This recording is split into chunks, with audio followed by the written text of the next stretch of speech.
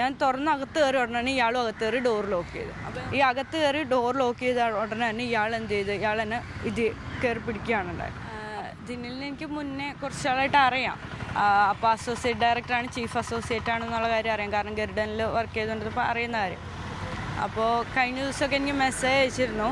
അപ്പോൾ എന്താണെന്ന് ചോദിച്ചപ്പോൾ എൻ്റെ അടുത്ത് പറഞ്ഞു ഇങ്ങനെ ഫിലിമിൻ്റെ കാര്യം സംസാരിക്കാനാണെന്ന് പറഞ്ഞു. അപ്പോൾ ചെയ്ത് ഫിലിം. അപ്പോൾ എൻ്റെ അടുത്ത് പറഞ്ഞു ദുൽഖറിൻ്റെ പറവയിൽ പുള്ളി ചെയ്തിട്ടുണ്ട് അസോസിയേറ്റ്. പറവയ്ക്ക് ശേഷം സെക്കൻഡ് ഫിലിം എന്ന് ആണ് എനിക്ക് മെസ്സേജ് അയച്ചിരിക്കുന്നത്. അപ്പോൾ ഞാൻ പറഞ്ഞു ശരി. അത് കഴിഞ്ഞപ്പോൾ എന്നെ വിളിച്ചിട്ട് പറഞ്ഞു ഇന്ന പോലെ പറവയുടെ കാര്യം പറവയ്ക്ക് ശേഷമുള്ള ദുൽഖറിൻ്റെ പടമാണ്. അപ്പോൾ അവരുടെ ഓഫീസ് തന്നെയായ വെയ്ഫെയർ ഫിലിം അങ്ങോട്ട് വന്നാൽ മതി. അപ്പോൾ ഞാൻ പറഞ്ഞു ഒറ്റയ്ക്ക് വരാൻ വീട്ടിൽ നിന്ന് വിടത്തില്ല. അപ്പോൾ എൻ്റെ അടുത്ത് പറഞ്ഞു ഒറ്റയ്ക്ക് വേണ്ട, ഇവിടെ ലേഡി അസിസ്റ്റൻ്റ് ഉണ്ടാവും, പ്രൊഡക്ഷനിലെ ആൾക്കാരുണ്ട്, അത് ഓഫീസിലേക്കാണ് വരേണ്ടതെന്ന് പറഞ്ഞു. അപ്പോൾ ഓക്കെ ശരി. ആദ്യത്തെ ദിവസം എൻ്റെ അടുത്ത് പറഞ്ഞു, പിന്നെ ലേറ്റ് ആയതുകൊണ്ട് കുറച്ച് ഡിലേ വരുത്തി വേണ്ടാന്ന് വെച്ചു. രണ്ടാമത്തെ ദിവസം തന്നെ ഇങ്ങനെ കണ്ടിന്യൂ ആയിട്ട് വിളിച്ചുകൊണ്ടിരിക്കാം. അപ്പോൾ ആദ്യത്തെ ദിവസം അതുപോലെ എൻ്റെ അടുത്ത് കുറച്ച് പിക്സൊക്കെ അയക്കാനായിട്ടൊക്കെ പറഞ്ഞിരുന്നു. അപ്പോൾ ഓക്കെ നമ്മൾ കൺവിൻസ്ഡ് ആയി. കാരണം എന്ന് പറഞ്ഞാൽ ഓഫീസ് അഡ്രസ്സ് നമുക്ക് അയച്ചു തന്നിരിക്കുന്നു, ഓഫീസിലേക്ക് വരാൻ പറഞ്ഞുകൊണ്ട് നമ്മൾ ഇതാക്കിയ.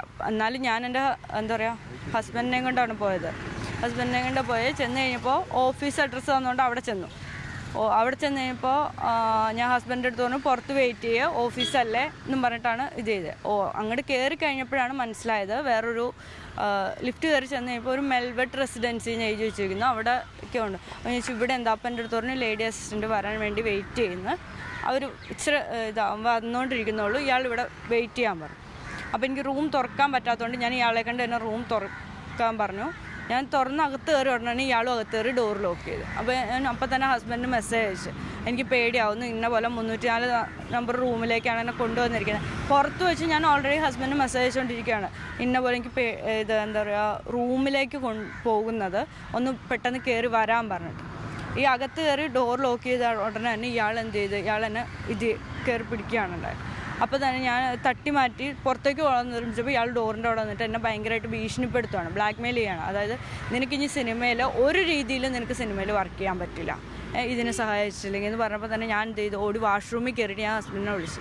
അപ്പോൾ ഹസ്ബൻഡ് കയറി വരാൻ പറഞ്ഞുകൊണ്ടിരിക്കും, ഞാൻ ഓൾറെഡി പറഞ്ഞിട്ടുണ്ട്, ആൾ കയറി വന്നുകൊണ്ടിരിക്കുക. ഈ വാഷ്റൂമിൻ്റെ അകത്തിരിക്കുമ്പോൾ തന്നെ റിസപ്ഷനിൽ നിന്ന് ആൾ ദിനിലിനെ വിളിക്കുന്നത് ഞാൻ കേൾക്കുന്നുണ്ട്.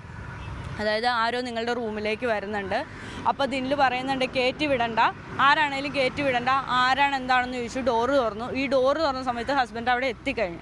അപ്പോൾ ഹസ്ബൻഡ് ഉള്ളിൽ കയറി വരുമ്പോൾ പുള്ളി ഷോർട്സൊക്കെ ഇട്ട് നിൽക്കുന്നു. അപ്പോൾ ഹസ്ബൻഡ് ചോദിച്ചു ഇത് വേറെ നിങ്ങൾ പറഞ്ഞത് ലേഡി അസിസ്റ്റൻ്റ് ഉണ്ടാവും, വേറെ ആൾക്കാരുണ്ടാവും എന്ന് പറഞ്ഞിട്ട് നിങ്ങൾ എന്താണ് റൂമിലെന്ന് ചോദിച്ചു.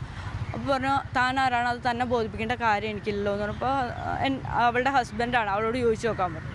അപ്പോൾ ഞാൻ അപ്പോഴും വാഷ്റൂമിൽ തന്നെയാണ് ഞാൻ.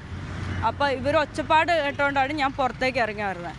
അപ്പോൾ എൻ്റെ അടുത്ത് ഇങ്ങനെ എൻ്റെ അടുത്ത് ചോദിച്ചു ബാക്കിയുള്ളവർ എന്ത് ചെയ്തു, ഞാൻ പറഞ്ഞു വരൂ എന്നാണ് പറഞ്ഞത്. പക്ഷേ ഇയാളെന്ന് പറഞ്ഞപ്പോൾ ഇയാൾ എന്ത് ചെയ്ത് വേഗം ജീൻസ് കയറ്റിയിടുക. അപ്പോൾ ഹസ്ബൻഡ് ചോദിച്ചു ഇയാളെന്താണ് ഷോർട്സ് ഇട്ടിട്ട് നിൽക്കുന്നത് എന്താ?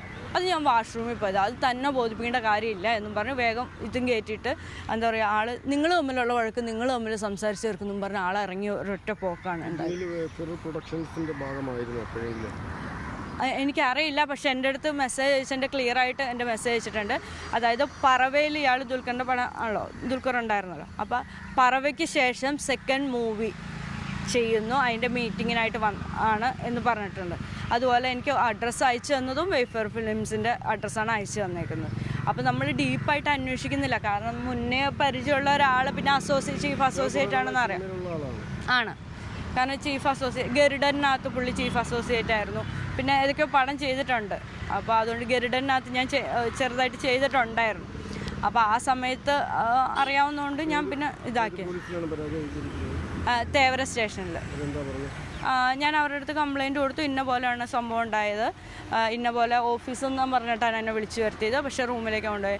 എന്നിട്ട് ഇന്ന പോലെ ഉണ്ടായെന്ന് പറഞ്ഞാൽ അവർ കംപ്ലയിൻറ്റ് എടുത്തിട്ടുണ്ട്. എന്നിട്ട് അവർ അവിടെ നിന്നും ഒരു എന്താ പറയുക ഒരു മാപ്പ് പറഞ്ഞാൽ ചിലപ്പോൾ തീരുമോ എന്ന് വിചാരിച്ചിട്ട് അവർ വിളിച്ച് സംസാരിച്ചിരുന്നു.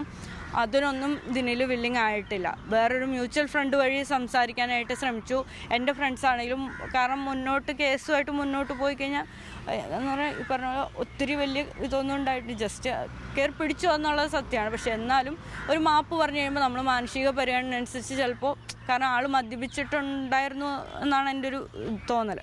അപ്പോൾ ആ ഒരു ഇതിൻ്റെ പുറത്താണെങ്കിൽ ഒരു മാപ്പ് പറഞ്ഞാൽ ചിലപ്പോൾ നമ്മൾ കോംപ്രമൈസ് ആയി പോകുന്ന ഒരു ഇത്. പക്ഷെ അതിന് പോലും ആൾ വില്ലിങ് അല്ല. ആളിപ്പോൾ എന്താ പറയുക, നമ്മൾ ഫേക്കാണ്, നമ്മൾ ഹണി ട്രാപ്പിൽ പെടുത്താൻ ശ്രമിക്കുന്നു എന്നാണ് പറഞ്ഞു തീർക്കുന്നത്. ഇല്ല, കോണ്ടാക്ട് ചെയ്തിട്ടില്ല. പക്ഷേ ഇതിൽ ഒരു മ്യൂച്വൽ ഫ്രണ്ട് വഴി എന്താ പറയുക കോണ്ടാക്ട് ചെയ്യാനല്ല, നമ്മളെ അതായത് അവരായിട്ട് ഇങ്ങോട്ട് ഒരു ഓഫർ വെച്ചിട്ട് നമ്മൾ അങ്ങോട്ട് പൈസ ആവശ്യപ്പെട്ടു എന്ന് വരുത്തിത്തിരിക്കാൻ ശ്രമിക്കുന്നുണ്ട്. അത് എനിക്ക് അറിവുള്ള കാര്യമല്ല. എൻ്റെ ഫോണിലേക്ക്, ഈ മ്യൂച്വൽ ഫ്രണ്ട് എൻ്റെ ഫോണിലേക്ക് വിളിച്ചിട്ട് ഇയാൾ പൈസ ചോദിച്ചു എന്നുള്ള രീതിയിൽ ഞാൻ പറഞ്ഞു ഞാൻ പൈസ ചോദിച്ചിട്ടില്ല, അതിൻ്റെ റെക്കോർഡും എൻ്റെ കയ്യിലുണ്ട്. ഞാൻ പൈസ 1 രൂപ പോലും ഞാൻ ചോദിച്ചിട്ടില്ല, എനിക്ക് ആ 1 രൂപ വേണ്ടതാണ്. കാരണം ചെയ്തത് തെറ്റാണെന്നുള്ളൊരു ബോധ്യം അയാൾക്ക് ഇല്ലാത്തടത്തോളം കാലം ഇത് കോംപ്രമൈസിന് എനിക്കൊരു താല്പര്യമില്ല.